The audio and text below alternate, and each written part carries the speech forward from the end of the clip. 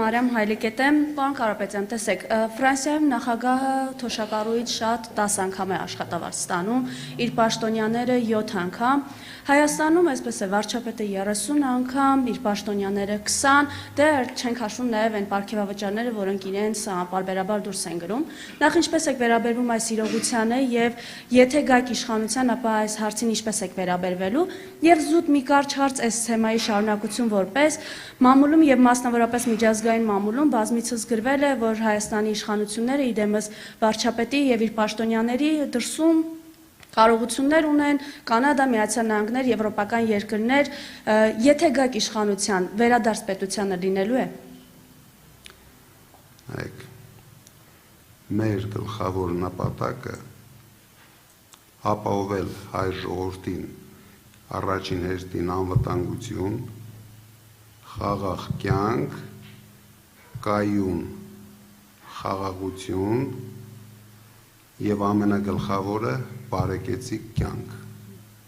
Դրա համար ես հայտարարել եմ, որ ես միանգամից հրաժարվում եմ աշխատավարձից։ Այն մեկ դրամը, որ ես ստանալու եմ, ասել եմ, որ ուղղելու եմ վարչապետին, որ ինքը հնարավորություն ունենա զարգացնի իր խումբը, որովհետև ինձ չի թվում, թե ինքը հնարավորություն կունենա ուրիշ ինչ-որ աշխատանք գտնելու։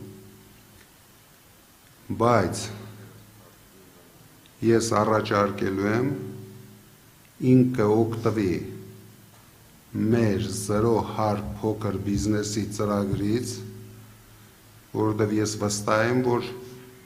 ինքը լուրջ ավելի շատ հոնորարներ չի ստանալու իր վարչապետով։ Դրա համար կարող է օգտվել մեր ծրագրերից։ Ինչ վերաբերվում է ձեր հայտարարություններին Կանադայում, քանի որ հիմա շատ հայտարարություններ են արվում, մենք ոչ մի ապօրինություններ չենք անելու։ Եթե իրոք կան ապօրինի քայլեր, ապօրինի գործողություններ, ապօրինի կաշառքներ, ապօրինի թալան, մենք ամեն ինչ ուշադիր ենք լինելու եւ օրենքի սահմաններում վերադարձնելու ենք մեր պետությանը։ Բայց եթե դա ընդամենը ժողովրդի մեջ տարածված խոսքեր լինեն, ես չեմ ուզում մի քանի տարի հետո նույն ձևով դուք անդրադառնաք մեր այսօրվա խոսակցությանը եւ հիշեցնեք ինձ, որ դուք ասեցիք ամբողջությամբ հետ ենք բերելու, բայց այնտեղ ռեալ հետ բերելու բան չկա։ Ինչպես այսօր անում են ներկա իշխանությունները, փոթորիկ են անում ամբողջ Հայաստանում, որ ամեն ինչ հետ են բերում, բայց նույնիսկ ծիծաղելի է 8 տարվա ընթացքում ինչ են նրանք հետ բերել, նրանց գլխավոր նպատակը եղել է վախի մթնոլորտում պահել Հայաստանի թե նախկին ղեկավարությանը, թե բոլոր բիզնեսմեններին, դուք հասկացեք, իրենք մեկ խնդիր են լուծում, վերարտադրվելու խնդիր, դուք տեսնում եք ինչ է կատարվում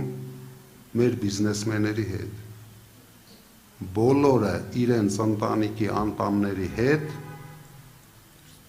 քրեական գործերի սահմաններում առավոտից երեկո գտնվում են տարբեր իրավական հաստատություններում, տո դատարաններում, տո քննիչների դուռը արդեն դա հասել է արտադրական չափսերի, նույնիսկ դուք չեք էլ պատկերացնում, դրանով իրենք ամբողջությամբ ոչնչացրեցին ներքին բիզնեսի ունեցած հնարավորությունները, ներդրումային հնարավորությունները։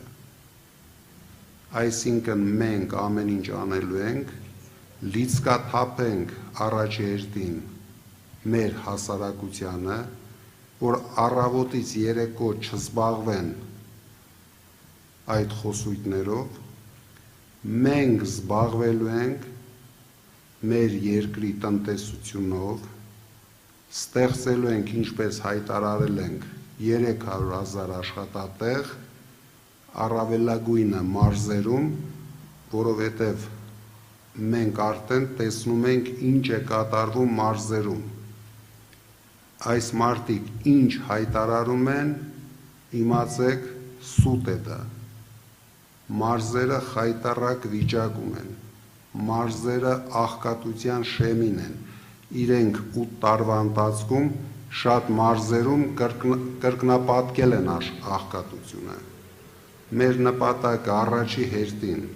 շատ արագ ամիսների ընթացքում վերացնենք Հայաստանում ծայրահեղ աղքատությունը, եւ մենք դա ասել ենք, մենք դա անելու ենք մինիմում բյուջեի ծախսերով, հիմնականում մեր ունեցած այլ հնարավորություններով, մեր գործընկերներով, մեր ունեցած լավ հարաբերություններով միջազգային շատ հիմնադրամների հետ, որովհետև նույնիսկ ամոթ է, երբ դու 8 տարի կառավարում ես երկիրը եւ ունենք երեխաներ, ովքեր սոված են քնում։ Իսկ մենք ամեն օր մարդկանց կերակրում ենք սուտ խաղաղությամբ, ինչ-որ խոսույթներով, հին ու նոր, նախկին ներկա, մենք չենք ընդունելու այդ օրակարգը, մենք գնալու ենք մեր երկիրը զարգացնելու։ Շնորհակալ եմ։